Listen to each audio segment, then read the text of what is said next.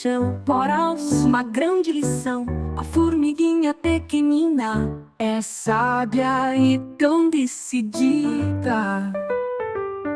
Ela não espera o verão, vai juntando com atenção, trabalha com alegria, mesmo sem patrão no dia.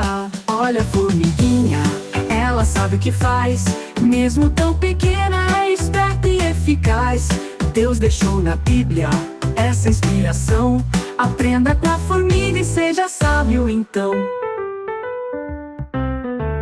Ela acorda bem cedinho, vai buscar seu caminho. Com esforço e união, constrói sua estação. Nada de preguiça não, ela ouve o coração. Provérbios ensinando e a gente praticando. Olha a formiguinha, ela sabe o que faz, mesmo tão pequena, é esperta e eficaz. Deus deixou na Bíblia essa inspiração. Aprenda com a formiga e seja sábio então.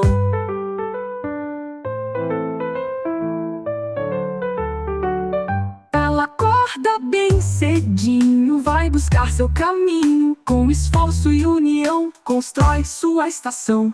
Nada de preguiça não, ela ouve o coração. Provérbios ensinando e a gente praticando. Olha a formiguinha, ela sabe o que faz, mesmo tão pequena, é esperta e eficaz. Deus deixou na Bíblia essa inspiração. Aprenda com a formiga e seja sábio então. Se você é pequenino, pode ser sábio também. Com esforço e alegria, Deus te ajuda a ir além.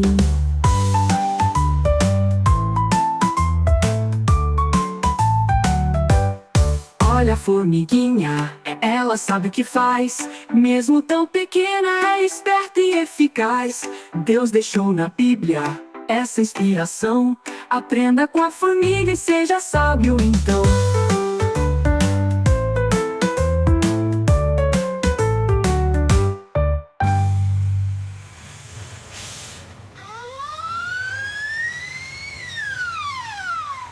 Olha a formiguinha, ela sabe o que faz, mesmo tão pequena, é esperta e eficaz. Deus deixou na Bíblia essa inspiração.